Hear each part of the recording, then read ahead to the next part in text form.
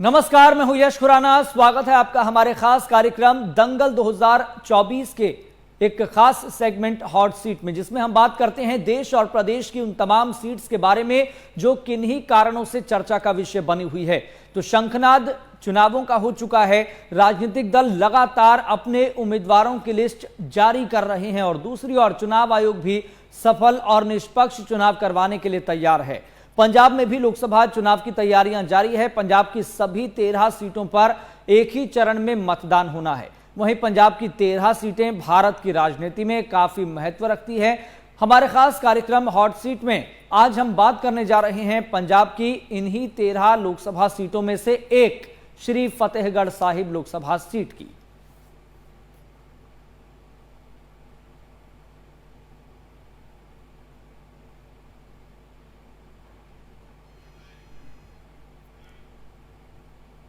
तो श्री फतेहगढ़ साहिब पंजाब में एक शहर और लोकसभा निर्वाचन क्षेत्र है। यह सिख धर्म का एक पवित्र तीर्थ स्थल भी है। यह फतेहगढ़ साहिब जिले का मुख्यालय है, जो सरहिंद से लगभग 5 किलोमीटर उत्तर में स्थित है। तो फतेहगढ़ साहिब का नाम गुरु गोबिंद सिंह के 7 वर्षीय पुत्र फतेह सिंह के नाम पर रखा गया। साल 2008 में चीजें बदली और परिसीमन हुआ। उसके बाद फतेहगढ़ साहिब नई संसदीय सीट बनाई गई। इस सुरक्षित सीट पर पहली बार 2009 में लोकसभा चुनाव हुआ, जिसमें कांग्रेस ने अकाली दल को हराकर बाजी मारी। फिर इस सीट पर आम आदमी पार्टी का कब्जा हुआ। डिटेल से आपको बताएंगे, आंकड़े भी आपके सामने रखेंगे। तो श्री फतेहगढ़ साहिब लोकसभा सीट में कुल मतदाता 14,97,451 है, जिनमें से पुरुष मतदाताओं की संख्या 7,94,430 और महिला मतदाताओं की संख्या 7,02,990 है। अन्य मतदाताओं की भी संख्या है 31। तो ग्राफिक्स के जरिए भी आपको डिटेल बताएंगे, आंकड़ा आपके सामने रखेंगे। लेकिन यह सीट किन मायनों में खास है, आज हम इसी पर एक चर्चा भी करने वाले हैं, ताकि आप इस हॉट सीट के बारे में न केवल चुनावी इतिहास समझ पाए 2014 का, 2009 का, बल्कि किस तरीके से सबसे पहले कांग्रेस ने इस सीट पर बाजी मारी। क्योंकि 2008 में यह सीट अस्तित्व में आई थी, 2009 में चुनाव हुआ तो कांग्रेस ने यहां पर बाजी मारी, फिर आम आदमी पार्टी का कब्जा रहा। और अब आंकड़ा आपकी टीवी स्क्रीन पर, तो कौन कब रहा सांसद, तो टीवी स्क्रीन पर आंकड़ा आपकी टीवी स्क्रीन पर है। तो श्री फतेहगढ़ साहिब लोकसभा सीट का डाटा आपको बता रहे हैं। सुखदेव सिंह लिबड़ा कांग्रेस से जीते थे, 2009 से लेकर 2014 तक सांसद रहे। और फिर उसके बाद हरिंदर सिंह खालसा आम आदमी पार्टी की टिकट पर यहां से जीते 2014 से लेकर 2019 तक। तो श्री फतेहगढ़ साहिब लोकसभा सीट का इतिहास हम आपको बता रहे हैं। तो डॉक्टर अमर सिंह कांग्रेस की टिकट पर यहां पर चुनाव जीते 2019 में, 2019 से 2024, यानी कि जब से सीट अस्तित्व में आई है 2 बार कांग्रेस के पाले में रही और 1 बार आम आदमी पार्टी के खाते में सीट गई। लेकिन 2024 का ये समीकरण कितना बदला हुआ है, ये एक बड़ा सवाल है, ये एक बड़ा पॉइंट है। तो श्री फतेहगढ़ साहिब लोकसभा सीट का चुनावी इतिहास आपको बता रहे हैं। 2008 में परिसीमन हुआ, 2009 में पहली दफा चुनाव हुए। इस सीट पर कांग्रेस ने पहली बार में ही बाजी मार ली। अकाली दल का यहां पर कब्जा माना जाता था, प्रभुत्व माना जाता था, लेकिन कांग्रेस ने पहली बार में ही बाजी मार ली। फिर 2014 में जब चुनाव हुए तो आम आदमी पार्टी के हिस्से में ये सीट आई और 2019 में जब चुनाव हुए तो कांग्रेस के खाते में एक बार फिर से सीट गई। डॉक्टर अमर सिंह यहां से चुनाव जीते। लेकिन 2024 के सियासी समीकरण को बेहद समझना जरूरी है। तो 2009 से लेकर 2014 तक सुखदेव सिंह लिबड़ा कांग्रेस की टिकट पर यहां से चुनाव जीते। और अब एक और डाटा आपकी स्क्रीन पर, तो डॉक्टर अमर सिंह कांग्रेस की टिकट पर जीते थे, उनको 4,11,651 वोट मिले थे। तो 2019 का आंकड़ा आपको बता रहे हैं। तो दरबारा सिंह गुरु शिरोमणि अकाली दल की टिकट पर यहां से चुनाव लड़े, लेकिन उनको हार का सामना करना पड़ा और वोट मिले 3,17,753।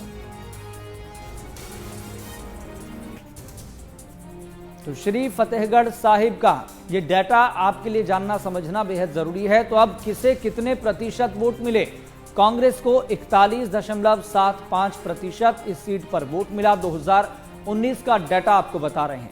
और एक और आंकड़ा आपकी टीवी स्क्रीन पर, शिरोमणि अकाली दल के टिकट पर उम्मीदवार यहां से खड़े हुए, लेकिन उनको हार का सामना करना पड़ा था और उनको मिले 32.23% वोट। यानी कि शिरोमणि अकाली दल का भी अच्छा खासा वोट बैंक इस सीट पर है। लेकिन कांग्रेस ने 2019 में बाजी मारी, कांग्रेस ने 2009 में बाजी मारी, जबकि 2014 से लेकर 2019 तक आम आदमी पार्टी के खाते में ये सीट गई थी।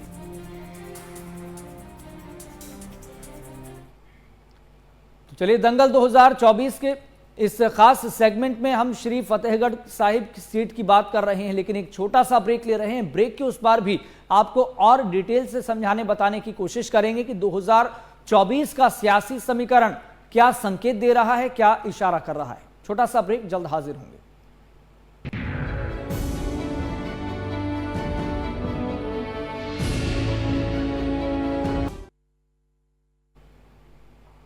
चलिए, ब्रेक के बाद फिर से आपका स्वागत है हमारे खास कार्यक्रम दंगल 2024 के हॉट सीट के कार्यक्रम में, जिसमें हम एक एक करके उन तमाम सियासी समीकरणों को समझने की और जानने की कोशिश कर रहे हैं कि 2024 में इस सियासी समीकरण कितने बदले हुए हैं। तो आज हम बात कर रहे हैं श्री फतेहगढ़ साहिब सीट की, जो कई कारणों से चर्चा का विषय बनी हुई है। लेकिन 2024 का यह सियासी समीकरण किसके पक्ष में है, क्या इशारा कर रहा है, क्या संकेत दे रहा है, आज हम इसी सीट को लेकर जानने समझने की कोशिश कर रहे हैं। तो चलिए सीधा रुख करते हैं। हमारे साथ सीनियर जर्नलिस्ट जीएस रूपाल जी जुड़ गए हैं। जीएस रूपाल जी, आपका बहुत बहुत स्वागत है MH1 न्यूज पर।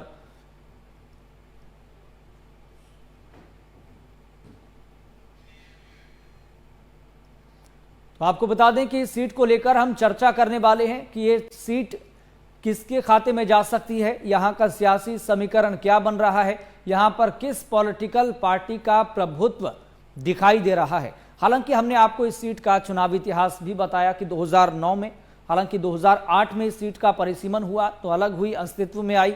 2009 में कांग्रेस ने यहां पर बाजी मारी इस सीट पर। 2009 से लेकर 2014 तक कांग्रेस के खाते में इस सीट रही। फिर 2014 का जब लोकसभा चुनाव हुआ तो आम आदमी पार्टी ने इस सीट पर कब्जा किया और फिर जब 2019 में चुनाव हुआ लोकसभा का, तो कांग्रेस के खाते में एक बार फिर से ये सीट आ गई और अच्छा खासा वोट कांग्रेस के उम्मीदवार को मिला, 42 से 43% के आसपास।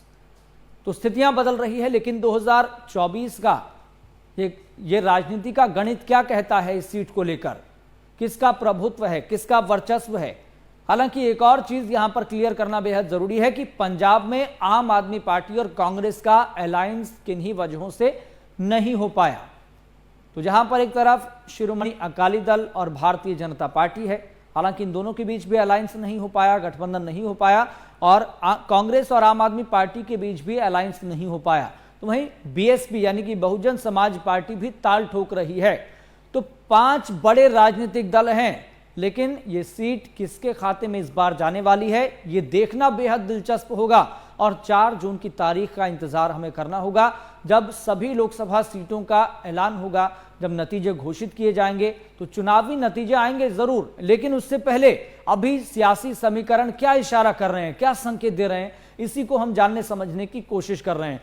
तो लोकसभा चुनाव 2024 का शंखनाद हो चुका है, तारीखों का ऐलान हो चुका है और पॉलिटिकल पार्टीज की तरफ से उम्मीदवारों का ऐलान भी लगातार किया जा रहा है। जहां पर एक तरफ भारतीय जनता पार्टी ने 400 के आसपास अपने उम्मीदवारों का ऐलान कर दिया है, तो वहीं कांग्रेस ने 200 के आसपास अपने उम्मीदवारों का ऐलान कर दिया है।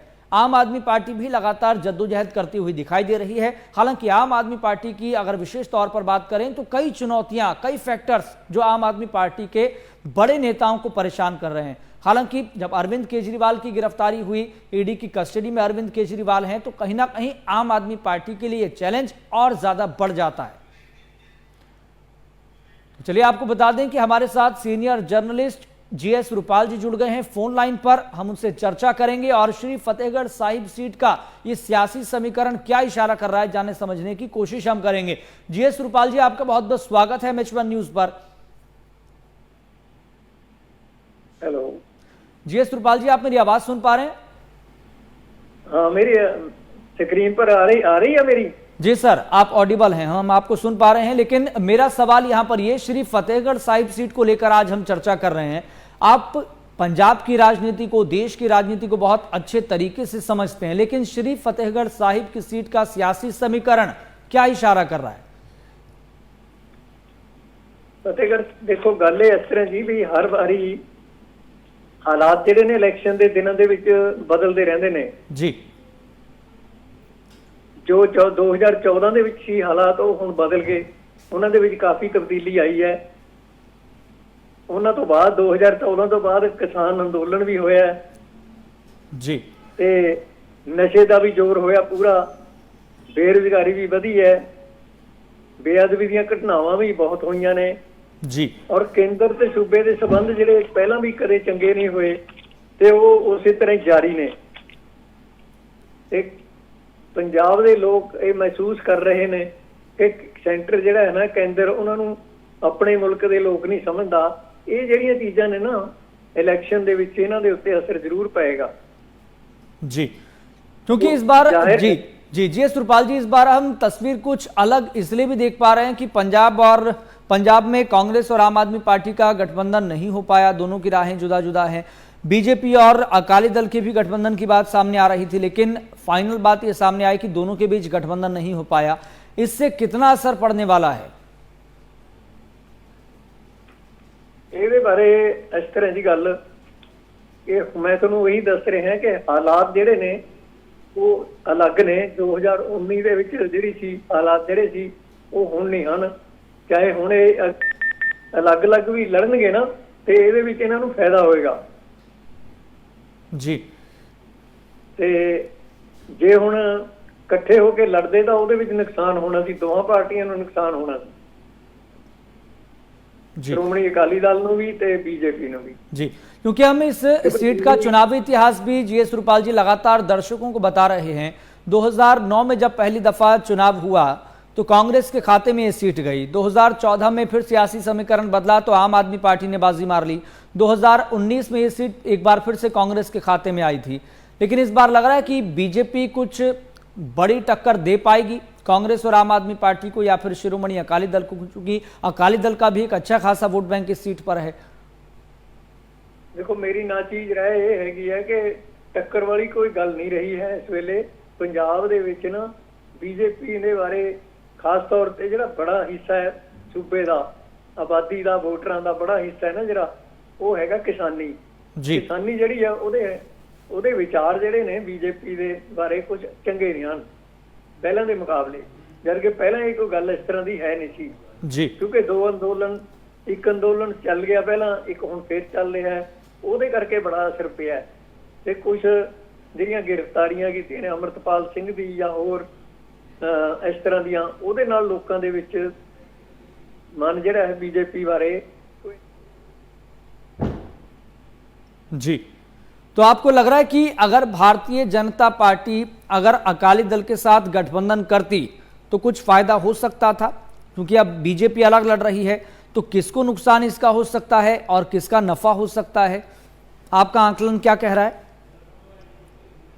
देखो गल ये है भी अपना जे ये नाल इन्हां दे समझौता करते भी हैगे है ना, तो उस हालत दे विच एक ਜਿਹੜੇ ਵੋਟਰ ਨੇ ਉਹਨਾਂ ਦੇ ਵੱਡੇ ਹਿੱਸੇ ਨੇ ਇਹ ਸ਼ਰਤ ਰੱਖੀ ਹੈ ਕਿ ਕਿਸਾਨ ਦਾ ਮਸਲਾ ਜਿਹੜਾ ਹੈ ਉਹ ਪਹਿਲਾਂ ਉਹ ਹੱਲ ਹੋਣਾ ਚਾਹੀਦਾ ਜੀ। ਤੇ ਦੂਸਰੇ ਜਿਹੜਾ ਐਨਐਸਏ ਦੇ ਤਹਿਤ ਬੰਦ ਕੀਤੇ ਹੋਏ ਨੇ, ਅਗਰ ਉਹਨਾਂ ਨੂੰ ਤੁਸੀਂ ਉਹ ਕਰਦੇ ਹੋ ਫਿਰ ਅਸੀਂ ਸਮਝੌਤਾ ਬੀਜੇਪੀ ਨਾਲ ਜਿਹੜਾ ਅਸੀਂ ਉਹਦੇ ਪੱਖ 'ਚ ਵੋਟ ਪਾਵਾਂਗੇ, ਲੇਕਿਨ ਇਸ ਤਰ੍ਹਾਂ ਦੀ ਕੋਈ ਉਮੀਦ ਨਜ਼ਰ ਨਹੀਂ ਆ ਰਹੀ जी। और इस सीट पर आप जातीय समीकरण का कैलकुलेशन किस तरीके से देख पा रहे हैं? ਜਾਤੀ ਉਹਦੇ ਵਿੱਚ ਉਹ ਵੋਟ ਜਿਹੜੀ ਹੈ ਨਾ ਜੀ ਵੰਡੀ ਜਾਣੀ ਹੈ ਕਾਫੀ, ਜੋ ਮੇਰੀ ਸੋਚ ਹੈ ਉਹਦੇ ਮੁਤਾਬਿਕ ਜੀ। ਕਿਉਂਕਿ ਮੈਂ ਵੀ 50 ਸਾਲ ਤੋਂ ਰਾਜਨੀਤੀ ਨੂੰ ਦੇਖ ਰਿਹਾ ਹਾਂ ਜੀ।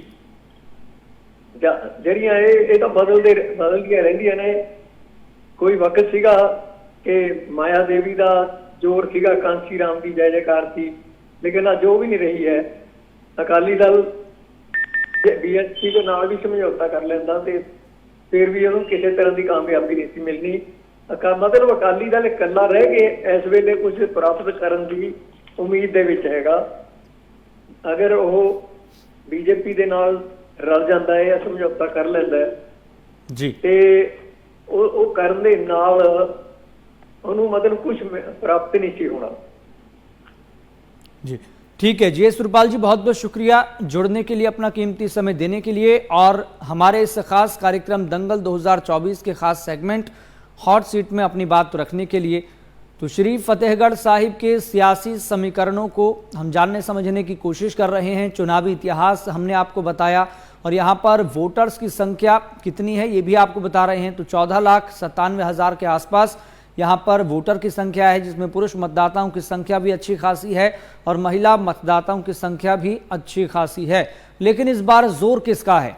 ताल तो सभी पॉलिटिकल पार्टीज ठोक रही हैं, लेकिन इस बार सियासी समीकरण इस लिहाज से भी बदलते हुए दिखाई दे रहे हैं, क्योंकि भारतीय जनता पार्टी और शिरोमणि अकाली दल का गठबंधन नहीं हो पाया, कांग्रेस और आम आदमी पार्टी का गठबंधन नहीं हो पाया, और क्या आम आदमी पार्टी के सत्ता में होने से क्या फायदा मिलेगा या फिर नहीं मिलेगा, ये भी देखने वाली बात होगी।